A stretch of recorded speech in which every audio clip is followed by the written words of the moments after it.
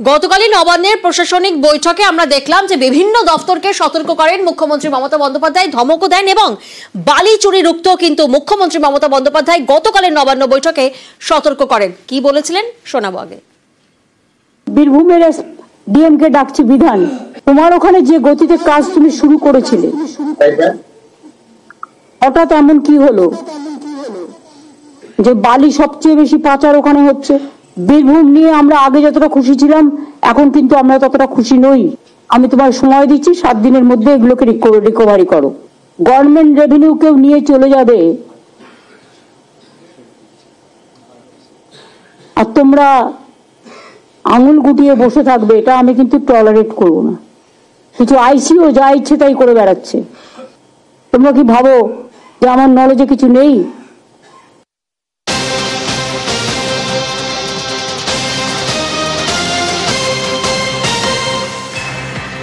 মুখ্যমন্ত্রী মমতা বন্দ্যোপাধ্যায় গতকালই নবান্নের বৈঠকে সতর্ক করেছিলেন এবং আজকের সকালের ছবিটা দেখুন।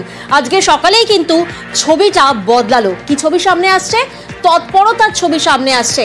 বালি চুরি রুখতে তৎপর পুলিশ, মুখ্যমন্ত্রীর হুঁশিয়ারির পর সতর্ক বীরভূম পুলিশ। সেই ছবি এই মুহূর্তে আমরা দেখছি। দেখুন, একেবারে তৎপরতার ছবি, পুলিশি অভিযানের ছবি সকাল সকাল বীরভূম থেকে সামনে এসেছে। সুপ্রতিম প্রতিনিধি এই মুহূর্তে আমাদের সঙ্গে রয়েছেন। সুপ্রতিম, গতকাল মুখ্যমন্ত্রী মমতা বন্দ্যোপাধ্যায় তিনি নবান্নের বৈঠকে হুঁশিয়ারি দেন এবং তারপর আজকে সকালেই তৎপরতার ছবিটা সামনে আসছে। এর আগে কি এই ধরনের তৎপরতার ছবি বা পুলিশি অভিযানের ছবি সামনে এসেছিল? দেখো, গতকাল বিকাল থেকেই কিন্তু এই তৎপরতা দেখা গিয়েছে পুলিশের এবং কিন্তু আজ সকাল থেকেও বীরভূমের বিভিন্ন যে সমস্ত বালিঘাট রয়েছে সেগুলো কিন্তু পুলিশের অভিযান চলছে এবং পুলিশ মূলত গিয়ে কি দেখছে, যেগুলো সরকারি টেন্ডার প্রাপ্ত যে বালিঘাট সেগুলো টেন্ডার যে জায়গা সেই জায়গার বাইরে বালি এখান থেকে তোলা হচ্ছে কিনা, পাশাপাশি সরকারের যে নির্দিষ্ট চালান দেওয়া আছে সেই চালানের কোনো ডুপ্লিকেট চালান কোথাও ব্যবহার হচ্ছে কিনা। তবে পুলিশ সূত্রে আমরা এটা জানতে পেরেছি যে বিশেষভাবে নজরদারি চালানো হচ্ছে অজয় নদের তীর বরাবর। কারণ হচ্ছে সেখানে নানুর রয়েছে, বোলপুরের বিভিন্ন সুপুর বিভিন্ন জায়গা রয়েছে, সেখান থেকে কিন্তু বালি বর্ধমান হয়ে অন্য জায়গায় চলে যাচ্ছে। এই জায়গাটা যেমন পুলিশ বিশেষভাবে নজর রেখেছে, তার পাশাপাশি আজ কিন্তু ময়ূরাক্ষী নদীতে যে সমস্ত বেশ কিছু বালিঘাট রয়েছে সেগুলোতেও কিন্তু পুলিশের নজরদারি চলেছে যে কোথাও কোনো সরকারি জায়গার বাইরে কোথাও বালি তোলা হচ্ছে কিনা বা সেই বালি কিভাবে তোলা হচ্ছে সবটাই কিন্তু পুলিশ নজরদারির মধ্যে রেখেছে। এবং পুলিশ সূত্রে আমরা যদি জানতে পারছি শুধু এরকমই না, হঠাৎ করে কিন্তু যে কোনো জায়গায় এই অভিযান চলবে একেবারেই।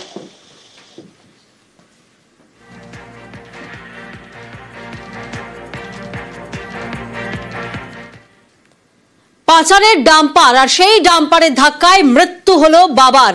দেখুন, এবং তারপরেই উত্তেজিত জনতা এভাবেই আগুন ধরিয়ে দেয়। যে ছবি এই মুহূর্তে আপনারা দেখছেন, পাচারের ডাম্পার আর সেই ডাম্পারের ধাক্কায় মৃত্যু হয় বাবার। বাবা এবং মেয়েকে ধাক্কা, এই পাচারের ডাম্পারে ধাক্কা মেরে দুজনকে টেনে নিয়ে যায় ডাম্পার।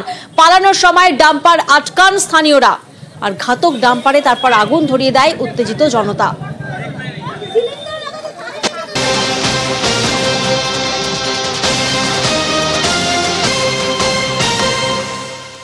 ডাম্পারের ধাক্কায় মৃত্যু হয়েছে বাবার। প্রতিনিধি মুক্তা এই মুহূর্তে আমাদের সঙ্গে রয়েছেন। মুক্তা, যে ছবি আমরা দেখলাম, স্থানীয়রা তারা একেবারে উত্তেজনায় বিক্ষোভে ফেটে পড়েছেন, আগুন ধরিয়ে দিচ্ছেন। খুব স্বাভাবিক যে এভাবেই উত্তেজনায় তারা ফেটে পড়বেন, কারণ যেভাবে মৃত্যু হয়েছে বাবার, অসুস্থ যে মেয়ে তিনি এখন কেমন আছেন এবং এই ঘটনা কি এই প্রথম নাকি এভাবেই ডাম্পার, পাচারের ডাম্পার এই রাস্তা দিয়ে এভাবেই যাতায়াত করে? প্রিয়াঙ্কা, আমি যখন দাঁড়িয়ে আছি রায়গঞ্জের শিল্পীনগর এলাকা 34 নম্বর জাতীয় সড়কে, এই রাস্তা দিয়েই কিন্তু দিনে এবং রাতে অবৈধ মাটি পাচার করে মাটি মাফিয়ারা। কিন্তু আজ যখন সুভাষ দে সরকার তার মেয়েকে নিয়ে যখন কাজে যাচ্ছিলেন সেই সময় এই জায়গায় এই স্পটে কিন্তু আমরা দেখাবো যে ডাম্পার পিছন থেকে ধাক্কা মারে এবং প্রায় 20 থেকে 30 ফিট চাকা পড়ে যায়।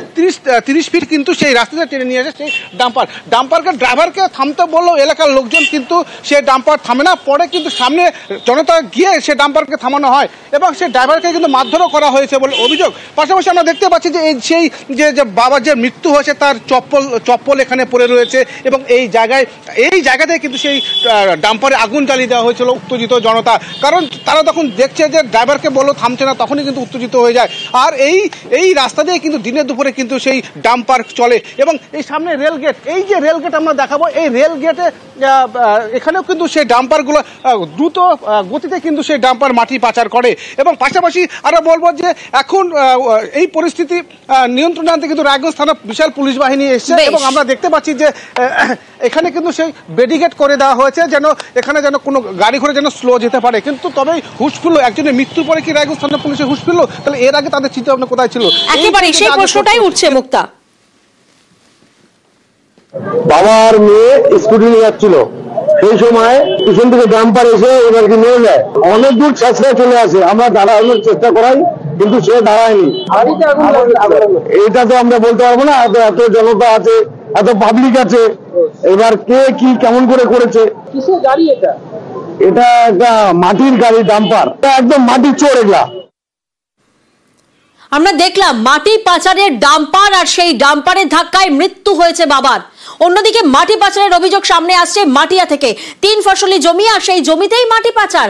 মাটিয়া থানার মাটি মাফিয়া দৌরাত্ম্য। 3 ফসলি ক্ষেত, আর সেই ক্ষেত কেটে মাটি পাচার করা হচ্ছে, যার জেরে এবার প্রতিবাদে নামতে হয়েছে স্থানীয়দের। পথ অবরোধ করেছেন তারা। প্রতিনিধি জিয়াউল এই মুহূর্তে আমাদের সঙ্গে রয়েছেন। জিয়াউল, মাটি চুরির অভিযোগ সামনে আসছে, প্রতিবাদ, অবরোধ, বিক্ষোভ হচ্ছে, অর্থাৎ স্থানীয়রা জানেন যে মাটি চুরি হয়, দিনে দুপুরে হয় বা রাতের অন্ধকারে হয়, কিন্তু পুরো বিষয়টা কিভাবে সম্ভব, কাদের মদতে এভাবে মাটি চুরি হচ্ছে? দেখো, এলাকার মানুষ যারা বিক্ষোভ দেখিয়েছেন তাদের স্পষ্ট দাবি যে এলাকার বেশ কিছু রাজনৈতিক প্রভাবশালী ব্যক্তি অন্যদিকে পুলিশের যোগসাযোগেই এই রাতের অন্ধকারে 3 ফসলি অন্ধকারে মাটি মাফিয়ারা থাবা বসাচ্ছেন এবং বিঘের পর বিঘা সেই জমি থেকে মাটি কাটা পাচার হয়ে যাচ্ছেন।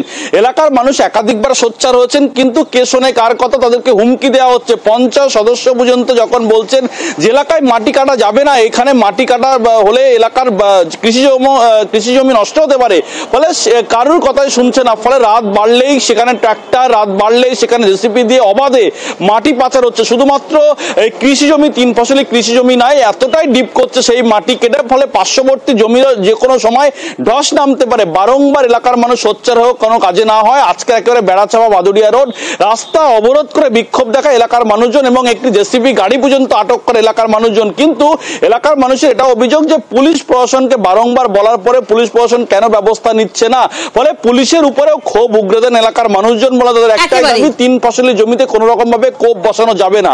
ফলে সেখান থেকে একের পর এক মাটি পাচার হচ্ছে এবং তার নিয়ে সোচ্চার হয়েছেন এলাকার মানুষজন। প্রিয়ঙ্কা, এখান থেকে কৃষি জমিতে মাটি কাটছে রাত্রিরে, আমরা বারণ করা সত্ত্বেও আমাদেরকে মানছে না। প্রশাসনকে জানালাম, প্রশাসন এসে এখানে এসে একটু হয়ে উঠতে দেখালো, তাও ওরা মানছে না। পুলিশ কোনো অ্যাকশন নিচ্ছে না, ওই কারণে রাস্তা অবরোধ করেছি। আমরা আজ থেকে 15 বছর আগের থেকে বন্ধ করার চেষ্টায় আছি, কিন্তু মাটি যারা মাফিয়াগিরি করে তারা চুরি চাপটা করে কাটে, পয়সা কড়ি দিয়ে, নেতা ফেতার দিয়ে কাটায়। আমরা চাচ্ছি যে প্রশাসন যেন সঠিকভাবে কাজ করে যেন মাটি কাটা টোটাল যেন বন্ধ করে দেয়। কারা কাটছে? পাশের গ্রামে মাটির ব্যবসায়ী, তারাই কাটছে। হ্যাঁ, পুলিশ কেন ব্যবস্থা নেবে না? পুলিশ যেভাবে যে হালাতেই ফোন করেছে, পুলিশ সেই হালাতেই ব্যবস্থা নিয়েছে। না, আমরা তো চাইছি মাটি না কাটুক, তারা যদি গায়ে জোরে কাটে কি বলবো বলেন তো? জানিছি বলতে আমার ওপরে যারা নেতৃত্ব আছে তাদেরকে বললাম ফোন করে, তারাও দেখলাম যে মাটি কাটার বিরুদ্ধে, সবাই মাটি কাটার বিরুদ্ধে, কেউ চাইছে না যে মাটিটা কাটা হোক।